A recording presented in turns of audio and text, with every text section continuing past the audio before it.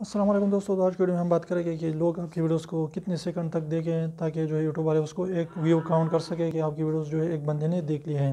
तो ये कैटेगरी पर जो है डिपेंड कर देता है कि आपकी वीडियोस की कैटेगरी क्या है। तो अगर आपकी वीडियोस की कैटेगरी जो है पीपल एंड ब्लॉग्स है, तकरीबन जो है इसकी 3 सेकंड तक जो है व्यू काउंट किया जाता है। इसके अलावा दूसरी कैटेगरी पर जो है ज़्यादातर 22 सेकंड तक जो है उसका व्यू काउंट किया जाता है। अगर आपकी वीडियो कोई भी बंदा 22 सेकंड तक देखता है तो उसको व्यू काउंट किया जाता है।